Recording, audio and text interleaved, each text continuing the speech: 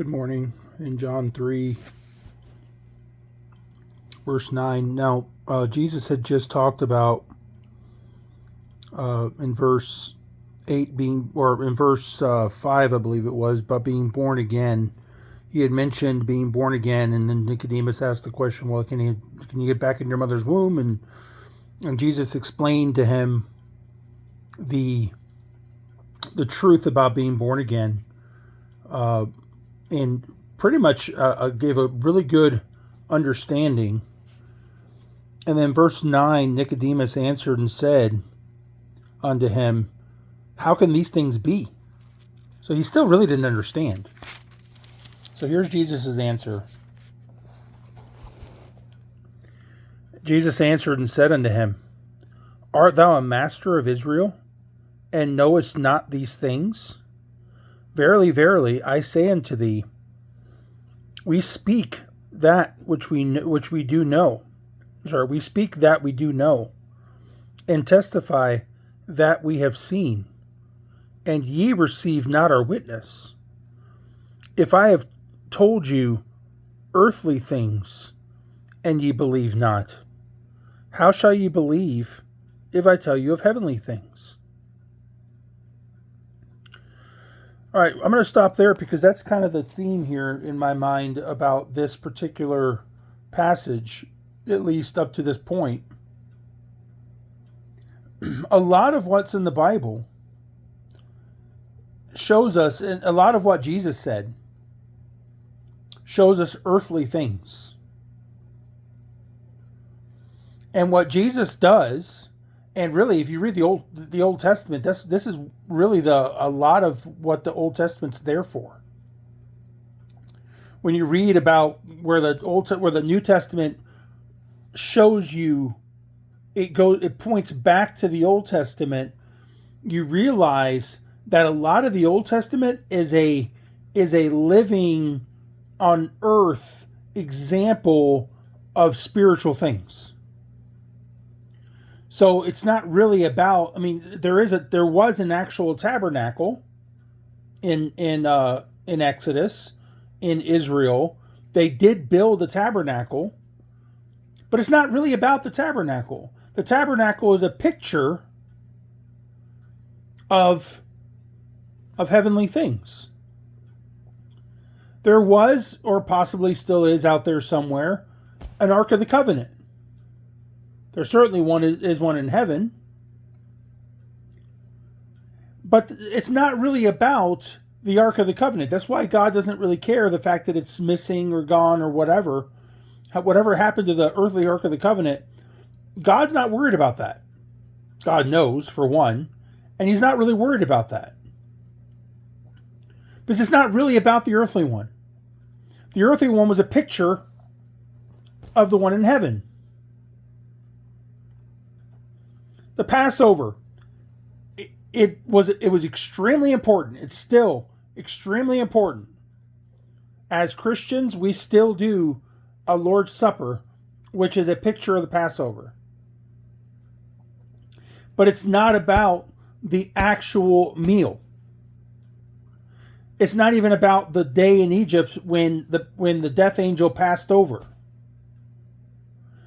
It's about a picture of Jesus Christ dying on the cross and the sacrifice that he made.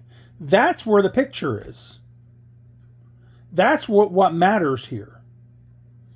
And see, that's where Jesus is talking about here. If I show you earthly things and you don't believe those things, how are you supposed to believe the heavenly things? Because much of the Bible is showing us heavenly things through earthly things. When Jesus gives us parables, he gives us parables about stories that happened on earth. And whether they actually happened or not, you can decide that. It doesn't really, that part really doesn't even matter. The truth is still the truth. And Jesus, when he gave parables, was showing us a picture of heavenly things through earthly pictures.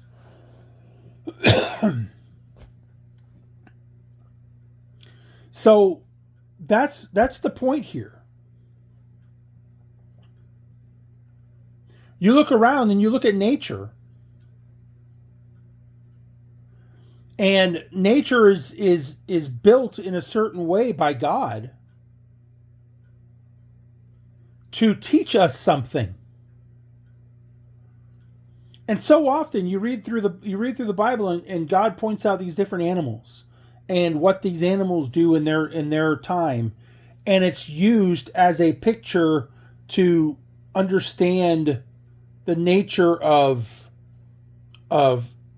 God, or the nature of man, or the nature of spirits. It's used for the purpose of understanding things that we don't really understand in the physical world.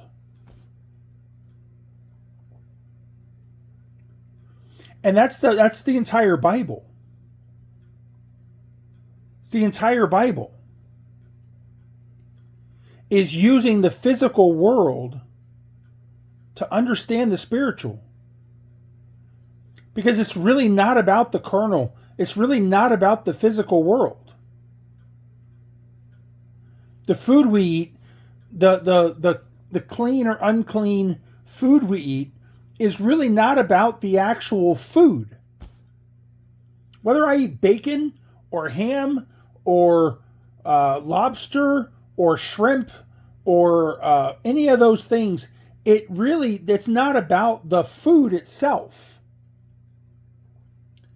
So you read in 1 Timothy that all food is sanctified through prayer and thanksgiving.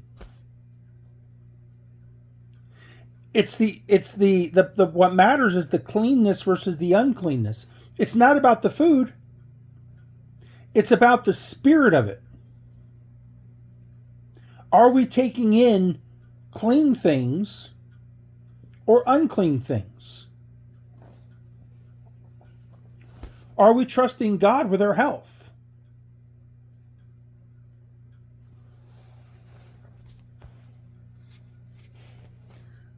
When you eat something that's been prayed over by somebody from another religion, that would be then for like a sacrificial thing.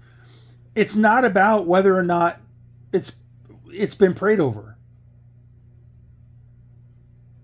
It's really about do I first of all, do you know that it is? Because if you know it is, then the Bible talks about staying away from it, because it's about what it does to your mind, what it does to your heart. And also, when it comes to when you're eating with somebody else, and you know that it's been prayed over by some other person, there's a sacrificial meat or whatever, it's about what it does to their heart. Now, Paul says it doesn't really matter. The meat itself, whatever. You can eat it. We know that those gods are not real gods. They're not real. They're nothing to us, because there's only one true God that we worship. We only worship one true God. But when you're sitting in front of somebody else and they don't necessarily understand all this yet, we take their heart into consideration. We take their heart into consideration, say, because it could hurt them spiritually, it could hurt their heart, it could hurt their conscience. We don't partake of it, because it could hurt them. Because we esteem others better than ourselves. Flee fornication. Is it really about fornication? Is it really about adultery? Is it really about the physical act that you're doing? No, it's really not about the physical act. I mean, yeah, there's some bad things that can come out of that. There's diseases and things like that can come out of that. It's about what happens spiritually, though. There's a spiritual connection. There's a spiritual tying that happens when you do that with somebody. And there's a spiritual defiling of the temple of God. God created a temple. We are his temple. He dwells, if we're Christians, he dwells within us. So fornication is a defiling of the temple that God is dwelling in. Adultery is a defiling of a temple that God is dwelling in, and it's defiling of a covenant that God has made between a man and a woman. It's a defiling of that. It's not about the act. It's not about the physical act itself. It's about the spiritual consequences of that act. That's what matters. So, I'm going to say this and I'm going to leave it alone and let you think about it. Hopefully this resonates with somebody. If I have told you earthly things, and ye believe not, how shall ye believe if I tell you of heavenly things? God has used earthly things to teach us. Do you believe? All right. Have a good day. I love you.